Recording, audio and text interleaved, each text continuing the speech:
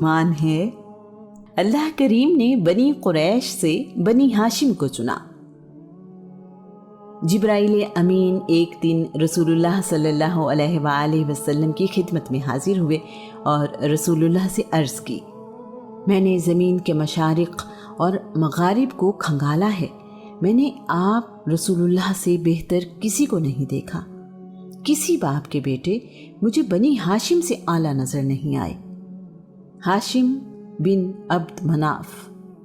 ہاشم رسول اللہ کے پردادا ہیں۔ ہاشم کے معنی ہیں روٹیاں چورا کرنے والا۔ ان کا اصلی نام امر الاولیٰ ہے۔ ہاشم بڑے وجیح، بہادر اور دانشمند تھے۔ اپنی سخاوت کے لیے بہت شہرت رکھتے تھے۔ ایک کامیاب تاجر تھے۔ اکثر اپنا مال تجارت فلسطین لے کر جایا کرتے تھے۔ بہت دولت مند تھے اور اپنی قوم میں عزت دار جانے جاتے تھے۔ ہاشم غریب پرور، رحم دل اور درد مند شخصیت کے مالک تھے۔ ہاشم پیدا ہوئے تو ان کا جڑواں بھائی عبد شمس بھی پیدا ہوا۔ ہاشم کی ایک انگلی عبد شمس کے پہلو سے جڑی ہوئی تھی، جسے کاٹ کر الگ کیا گیا۔ ہاشم بھائیوں میں سب سے بڑے نہیں تھے، لیکن اپنے قبیلے کے سردار ہوئے۔ عرب میں قبیلے کا سردار ہونے کا کوئی نظام نہیں تھا۔ ہاشم کا چہرہ بہت روشن تھا، بہت جاذب نظر تھے۔ جو کوئی ہاشم سے ملتا بہت متاثر ہوتا۔ آپ مسافروں کے ذمہ واجبات اپنی جیب سے ادا کر دیا کرتے تھے۔ اس زمانے میں یہ بہت بڑی سخاوت تھی۔ آج کل کی طرح بینک یا رقم بھجوانے کا کوئی طریقہ نہیں ہوا کرتا تھا۔ دیار غیر میں ایسی مدد ملنا بہت بڑی بات تھی۔ ہاشم میں ان کے دادا قصی کی بہت ساری خوبیاں پائی جاتی تھیں۔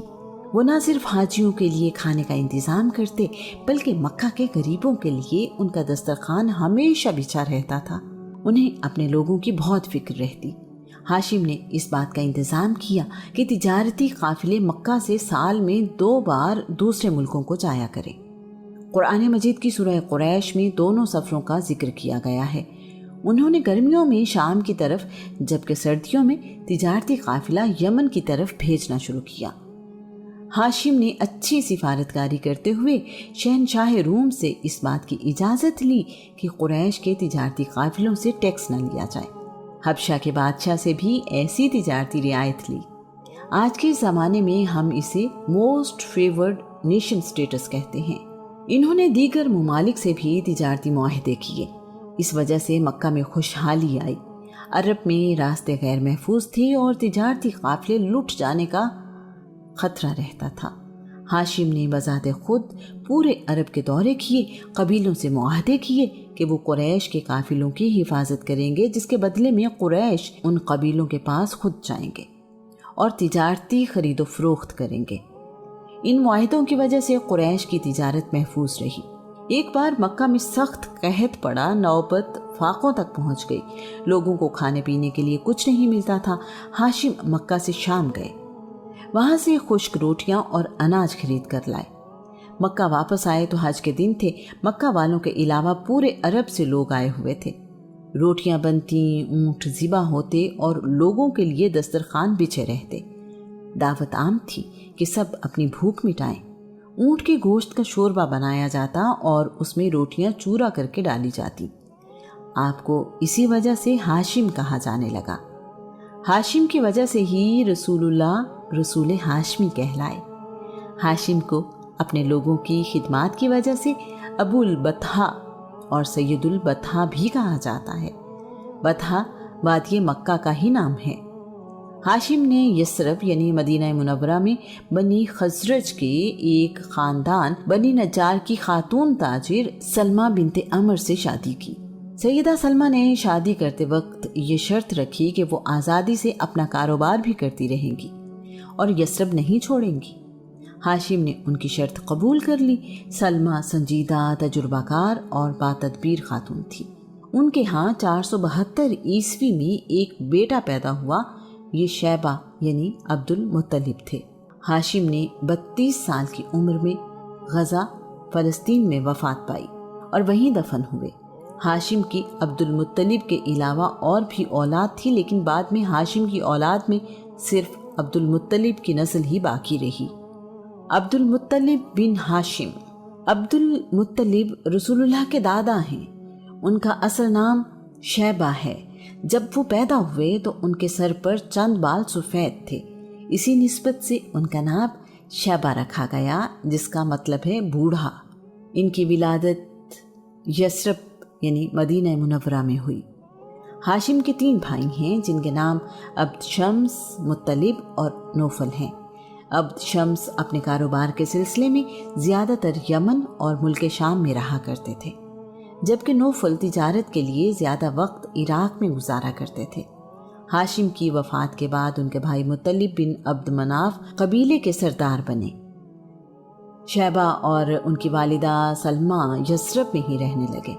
اس دوران 8 سال کا عرصہ گزر گیا۔ قبیلہ بنی حارث بن عبد مناف سے تعلق رکھنے والے ثابت بن منذر یعنی شاعر رسول حسان بن ثابت کے والد نے دیکھا کہ نہایت خوبصورت اور جاذب نظر بچہ تیر اندازی کر رہا ہے۔ جب اس کا تیر نشانے پر جا کر لگتا تو فخریہ کہتا ہے، میں ہاشم کا بیٹا ہوں، بطحا کے سردار کا بیٹا۔ مکہ جا کر ثابت بن منذر اپنے دوست مطلب سے ملے اور ساری بات انہیں بتائی۔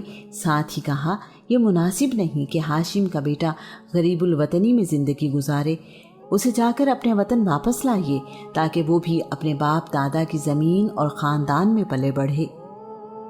مطلب نے جواباً کہا، میں ابھی یثرب جاتا ہوں اور اپنے بھتیجے کو لے کر آتا ہوں۔ شیبہ کو مکہ لانا آسان کام نہیں تھا۔ سیدہ سلمہ ایک کامیاب تاجر خاتون تھی، سمجھدار اور خوددار تھی۔ سلمہ کی اپنے بیٹے سے محبت، شیبہ کی یثرب میں پرورش، نانا کا خاندان اور اس شہر سے لگاؤ، سب اس میں رکاوٹ تھے۔ مطلب کی درخواست پر سیدہ سلمہ نے انکار کر دیا۔ مطلب 3 دن یثرب میں رکے رہے۔ آخر کار انہوں نے اپنی بھابھی کو قائل کر لیا۔ سلمہ نے خود تو مکہ آنے سے معذرت کر لی، لیکن بیٹے کے مستقبل کی خاطر مطلب کے ساتھ مکہ بھیج دیا۔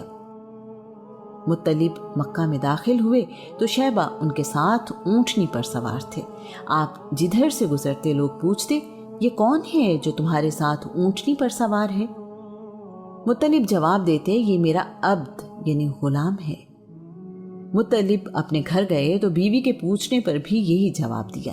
شیبہ کو نہلا دھلا کر نئے کپڑے پہنائے گئے۔ مطلب ان کو لے کر باہر آئے اور اعلان کیا، یہ شیبہ ہے، میرے بھائی ہاشم کا بیٹا۔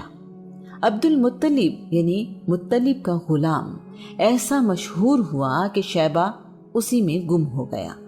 تاریخ انہیں عبد المطلب کے نام سے ہی جانتی ہے۔ ہاشم کی وفات کے بعد ان کی ساری ذمہ داری ہاشم کے چھوٹے بھائی مطلب نبھاتے رہے۔ عبد المطلب جوان ہوئے تو انہوں نے ہاشم کی جائیداد اور تمام مناصب اپنے بھتیجے عبد المطلب کے حوالے کر دیے۔ ہم اس بات کا ذکر ایسی زمین جہاں کوئی کھیتی باڑی نہیں میں کر چکے ہیں کہ بنی جرہم وقت گزرنے کے بعد اپنے وعدے پر قائم نہ رہے۔ انہوں نے زمزم کے چشمے پر قبضہ کر لیا۔ بنی جرہم کی حکومت تقریباً 450 سال تک مکہ پر رہی۔ مکہ آنے والے حاجیوں پر ان کا ظلم اور زیادتیاں بہت بڑھ گئیں تو اللہ کریم نے ان سے حکومت چھیننے کے انتظامات کر دیے۔ عبد المطلب سے 500 سال پہلے بنی جرہم، بنی اسماعیل اور بنی خزاعہ میں لڑائی ہوئی۔ اس وقت بنی جرہم کا سردار عمر بن حارث جرہمی تھا۔ بنی جرہم کو جب اپنی شکست یقینی نظر آئی تو انہوں نے کعبہ میں موجود نوادرات چشمہ زمزم میں پھینک دی۔ کعبہ میں موجود سونے سے بنے ہوئے 2 ہرن، قیمتی تلواریں، زرہ اور دیگر قیمتی سامان بھی چشمہ زمزم میں پھینک دیا۔ اس کے بعد انہوں نے چشمہ مٹی سے بند کر دیا۔ وہ نہیں چاہتے تھے کہ فاتح قبیلے اس چشمے سے فائدہ اٹھا سکیں۔ مکہ میں رہنے والوں کی 40 نسلیں اس دوران گزری۔ مکہ کے لوگوں کے ذہن سے زمزم کی یاد ہی مٹ گئی۔ عبد المطلب ایک رات حتیم میں سو رہے تھے کہ خواب میں کسی نے چشمہ زمزم ڈھونڈنے کو کہا۔ وہ ایسا خواب 3 رات دیکھتے رہے۔ انہوں نے 4تھی رات بھی ایسا ہی خواب دیکھا۔ عبد المطلب اپنا خواب یوں سناتے ہیں، میں نے خواب میں پوچھا زمزم کیا ہے؟ مجھے ہدایت دی گئی کہ زمزم آپ کے دادا اسماعیل کی میراث ہے۔ یہ پانی کا چشمہ ہے، اس کا پانی نہ تو ختم ہوتا ہے اور نہ ہی اس کی مرمت کی جاتی ہے۔ اس گھر کا حج کرنے والے اس سے پانی پیتے ہیں۔ یہ کعبہ کے اندر گوبر اور قربانی کے جانوروں کے خون کے درمیان کی جگہ میں واقع ہے، جہاں کالا کوا اپنی چونچے مار رہا ہے، چیونٹیوں کی بستی کے بالکل قریب۔ اسی خواب میں عبد المطلب سے کہا گیا، یہ پانی تمہارے پینے کے لیے ہے اور تمہارے بعد تمہاری اولاد کے پینے کے لیے ہے۔ اگلی صبح عبد المطلب اپنے بیٹے حارث کو ساتھ لے کر یہاں پہنچے۔ اس وقت تک عبد المطلب کا ایک ہی بیٹا تھا۔ لوگوں نے عبد المطلب کا مذاق اڑایا۔ عبد المطلب کو احساس ہوا کہ ان کا ایک ہی بیٹا ہے، تو انہوں نے 10 بیٹوں کے لیے دعا مانگی۔ کعبہ کے صحن میں جہاں جانوروں کی قربانی کی جاتی تھی، اس کے قریب ہی ایک کوا مٹی میں چونچ سے کھدائی کر رہا تھا۔ اس کے پاس چیونٹیوں کا بل بھی نظر آیا۔ کھدائی کرنے کے لیے کدال ان کے پاس تھی۔ یہ کوئی آسان کام نہیں تھا۔ مکہ کے لوگ اس بات کے مخالف تھے۔ انہیں یہ سب بیت اللہ کی بے حرمتی لگتا تھا۔ عبد المطلب نے کسی کی پرواہ نہ کی اور اپنے بیٹے کے ساتھ کھدائی شروع کر دی۔ نرم مٹی ختم ہوتے ہی یہ کام اور بھی مشکل نظر آنے لگا۔ ایسا لگتا تھا کہ یہ کوشش بے معنی ہے۔ جب کھدائی کافی گہرائی تک ہو چکی تو پانی کی وجہ سے زمین کی سطح گیلی نظر آئی۔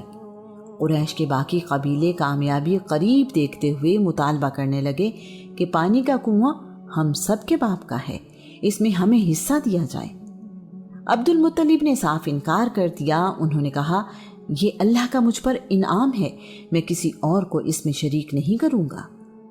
جھگڑا زیادہ بڑھا تو طے پایا کہ ہم کسی سے فیصلہ کروا لیتے ہیں۔ لڑائی سے بچنے کا واحد راستہ یہی تھا۔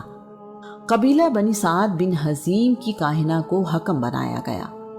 وہ ملک شام کی سرحد کے قریب رہتی تھی۔ اس تک پہنچنے کے لیے ایک لمبا اور صبر آزما سفر تھا۔ عبد المطلب اور قریش کے باقی قبیلوں کے نمائندے اس سفر پر نکل پڑے۔ 20 لوگ عبد المطلب کے ساتھ اور 20 لوگ دوسرے فریق کے ساتھ تھے۔ اس قافلے میں 40 لوگ شامل تھے۔ راستے میں عبد المطلب اور ان کے ساتھیوں کا پانی کا ذخیرہ ختم ہو گیا۔ پیاس نے تنگ کیا تو دوسرے فریق سے پانی مانگا۔ انہوں نے پانی دینے سے انکار کر دیا۔ یہ بڑی پریشان کن صورتحال تھی۔ پیاس کی شدت موسم کی وجہ سے بہت زیادہ تھی۔ سفر جاری رہا۔ کچھ دیر بعد دوسرے فریق کا پانی کا ذخیرہ بھی ختم ہو گیا۔ اب صحرا میں زندگی کی امید نہ ہونے کے برابر تھی۔ وہیں قیام کیا گیا۔ اگلی صبح جب سفر کے لیے اونٹوں کو اٹھایا گیا تو عجیب ماجرا ہوا۔ عبد المطلب کے اونٹ کے پاؤں کے نیچے سے پانی کا چشمہ ابل پڑا۔ سب حیران تھے کہ صحرا میں پانی کا چشمہ۔ عبد المطلب اور ان کے ساتھیوں نے اپنی پیاس بجھائی۔ باقی راستہ طے کرنے کے لیے اپنے مشکیزے بھر لیے۔ عبد المطلب نے دوسرے فریق کو بھی پانی پینے اور ذخیرہ کرنے کی اجازت دی۔ پانی پینے اور ذخیرہ کر لینے کے بعد دوسرے فریق نے کہا، عبد المطلب، اب آگے جانے کی ضرورت نہیں۔ اگر اللہ تمہیں اس صحرا میں پانی کا چشمہ عطا کر سکتا ہے تو زمزم پر ہمارا دعویٰ درست نہیں، ہم اپنا دعویٰ واپس لیتے ہیں۔ تمام لوگ یہاں سے مکہ واپس آ گئے۔ عبد المطلب نے واپس آ کر چشمہ زمزم کی کھدائی دوبارہ شروع کر دی۔ چشمہ ظاہر ہو گیا تو ایک نئے جھگڑے نے سر اٹھا لیا۔ اس چشمے سے ملنے والے نوادرات، تلواریں اور سونے کے ہرن اب لڑائی کی وجہ تھے۔ فیصلہ ہوا کہ فریقین کے درمیان فال نکالی جائے۔ فال میں جو فیصلہ ہو وہ سب کو منظور ہوگا۔ کعبہ کے فال نکالنے والے کو یہ ذمہ داری دی گئی۔ تیروں پر کعبہ، عبد المطلب اور دوسرے قبیلے لکھ دیے گئے۔ زرد رنگ کے 2 تیر کعبے کے لیے، سیاہ رنگ کے 2 تیر عبد المطلب کے لیے اور سفید رنگ کے 2 تیر قریش کے لیے تھے۔ کعبہ کے لیے فال نکالی گئی تو فال سونے کے ہرنوں پر نکلی۔ سونے سے بنے ہوئے ہرن کعبہ کی ملکیت ہو گئے۔ باقی قوم کے لیے فال نکالی گئی تو تیر خالی نکلے۔ عبد المطلب کے لیے فال نکالی گئی تو نواد رات پر نکلی۔ عبد المطلب نے سونے سے بنے ہوئے ہرن پگھلا کر اسے کعبہ کا دروازہ بنوایا۔ یہ پہلا موقع تھا کہ کعبہ کا دروازہ سونے سے بنایا گیا۔ عبد المطلب پہلے شخص تھے جو مکہ سے 5 کلومیٹر دور غار ہرا میں جا کر عبادت کرنے لگے۔ آپ ماہ رمضان کا چاند نظر آتے ہی غار ہرا میں تشریف لے جاتے، سارا مہینہ عبادت اور تنہائی میں گزارتے تھے۔ عبد المطلب بھی حنیف یعنی ایک خدا کی عبادت کرنے والے تھے۔ عبد المطلب بہت سخی تھے، ان کی دعا رد نہیں ہوتی تھی۔ عبد المطلب کا چہرہ بڑا روشن اور نورانی تھا۔ جب قریش کو قحط سالی کا خطرہ ہوتا تو عبد المطلب کے وسیلے سے بارش کی دعا مانگا کرتے، اللہ کریم بارش عنایت فرماتا۔ آپ کے چہرے سے خیر اور برکت نمایاں تھی، ان کے جسم سے خوشبو آیا کرتی تھی۔ عبد المطلب دراز قد اور خوبصورت رنگ و روپ کے مالک تھے۔ آپ لڑکیوں کو زندہ دفن کرنے والوں کو سختی سے روکتے، آپ چور کے ہاتھ کاٹ دیتے تھے۔ عبد المطلب ایک روبدار شخصیت کے مالک تھے۔ عرب کے بڑے بڑے سردار ان کے سامنے باادب رہا کرتے تھے۔ آپ نے ہی یمن سے واپس آ کر مکہ والوں کو سفید بالوں کو رنگ کرنے کا طریقہ سکھایا۔ عبد المطلب نے چشمہ زمزم کی کھدائی کے دوران دعا مانگی، یا اللہ مجھے 10 بیٹے عطا فرما، وہ میری زندگی میں جوان بھی ہو جائیں تو میں ان میں سے ایک بیٹا تیری راہ میں قربان کروں گا۔ عبد المطلب نے 5 شادیاں کی۔ اللہ کریم نے عبد المطلب کی دعا قبول کرتے ہوئے انہیں 10 بیٹے عطا کیے۔ ان کے بیٹے ان کی زندگی میں ہی جوان ہو گئے۔ عبداللہ کی قربانی کے زمانے کے بعد عبد المطلب کے مزید 3 بیٹے پیدا ہوئے جو عباس، حمزہ اور مقوم ہیں۔ عبد المطلب کے بیٹے حارث بن عبد المطلب، قاسم بن عبد المطلب، زبیر بن عبد المطلب، ابی طالب بن عبد المطلب، مصعب بن عبد المطلب، ابو لہب بن عبد المطلب، زرار بن عبد المطلب، غیداق بن عبد المطلب، حجل بن عبد المطلب، عبداللہ بن عبد المطلب، عباس بن عبد المطلب، حمزہ بن عبد المطلب، مقوم بن عبد المطلب۔ عبد المطلب کی بیٹیاں ام حکیم بیضہ بنت عبد المطلب، عاتکہ بنت عبد المطلب، امیمہ بنت عبد المطلب، عروہ بنت عبد المطلب، برہ بنت عبد المطلب، صفیہ بنت عبد المطلب۔ ابن سعد کے مطابق جناب عبد المطلب کے 13 بیٹے ہیں۔ رسول اللہ کے باپ دادا اعلیٰ روایات، ظرف، خوبیوں اور کمالات کے مالک ہیں۔ دنیاوی اعتبار سے بھی بہترین خاندان ہے۔ اللہ کریم نے اپنے رسول کو بہترین لوگوں کی نسل سے پیدا کیا۔ اپنے ہم عمر بچوں کے ساتھ کھیلتا ہے۔ رسول اللہ کے چچا حمزہ آپ کے ہم عمر ہیں۔ جناب حالہ سے عبد المطلب